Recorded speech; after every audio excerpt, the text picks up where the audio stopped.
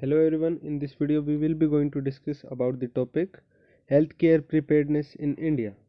Let's start with the basic definition of public health.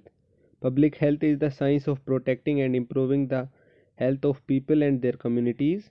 This work is achieved by promoting healthy lifestyle and researching diseases, injury prevention and detecting and responding to the infectious diseases. Now let's discuss about the elements of public health care centers.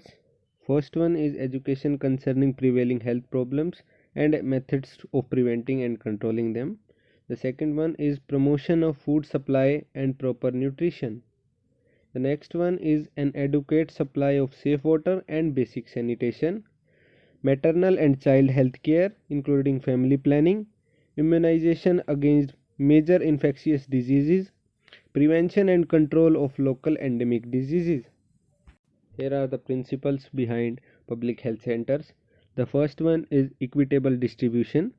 Health services must be shared equally by all people irrespective of their ability to pay, and all must have access to the healthcare services.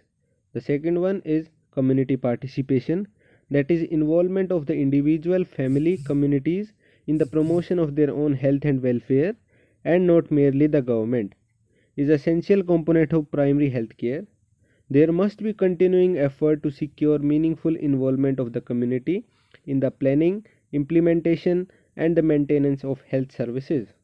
After discussing the principle of public health care centers, now discuss about the public health care in India. India has a mixed healthcare system inclusive of public and private healthcare services provider. However, most of the private healthcare providers are concentrated in the urban India, providing secondary and tertiary healthcare services. The public healthcare infrastructure in rural areas has been developed as the three-tier system based on the population norms and described below. The urban healthcare system is discussed in the article on urban newborn.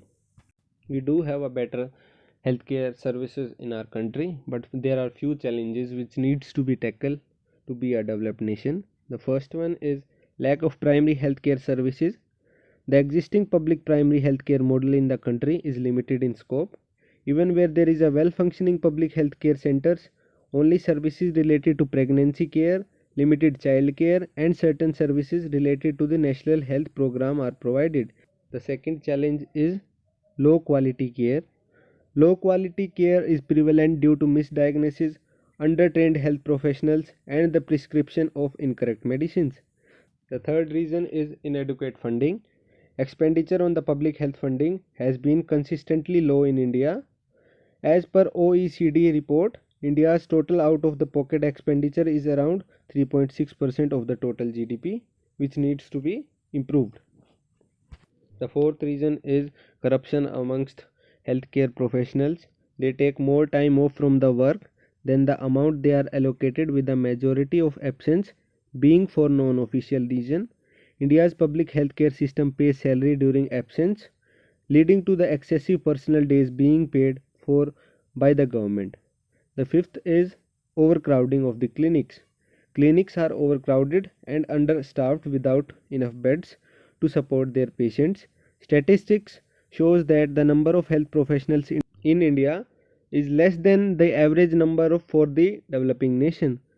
The next one is supply side efficiencies, poor healthcare management skills and lack of appropriate training and supportive supervision for the healthcare workers prevent delivery of the desired quality of the health services. Here are the steps which needs to be taken for the betterment of the healthcare services in India. The first one is more funding should be provided. India's total healthcare spending is 3.6% of the total GDP, as I discussed in the previous slides. So this funding rate should be increased. The second one is decentralization. There is a need to make nutrition, water, sanitation and hygiene part of the core functions of the Panchayati Raj institutions and municipalities. The third one is awareness programs to bring behavior change.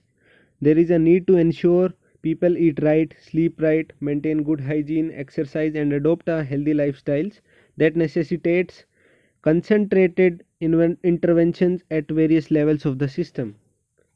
Here are few schemes which has been introduced by the government. The first one is Ayushman Bharat Pradhan Mantri Jan Arogya scheme of the government of India to provide free access to health care for 40% of total people in the country. People using the program access their own primary care services from a family doctor. The second one is Awaz Health Insurance, which has been introduced by the government of Kerala to provide health insurance and accidental death coverage for migrant workers living in the state. The third one is Aam Aadmi Bima Yojana, which is a social security scheme which was launched in 2007 to provide a group insurance cover to individuals belonging to specified groups such as carpenters, fishermen, weavers, etc. The scheme provides insurance coverage against natural and accidental deaths and disablement. The fourth is Bhamasha Swasthya Bima Yojana, which is a cashless health insurance scheme which has been developed by the state government of Rajasthan.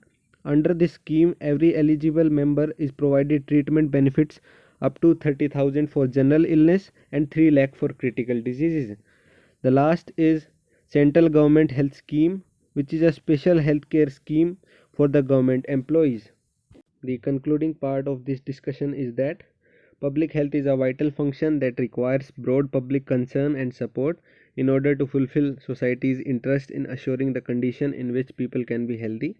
History teaches us that organized community effort to prevent disease and promote health is both valuable and effective.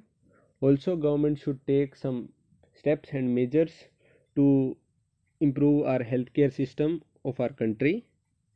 In the end, I would like to say, if you like the video, please do comment the next part you want me to cover, and don't forget to subscribe the channel.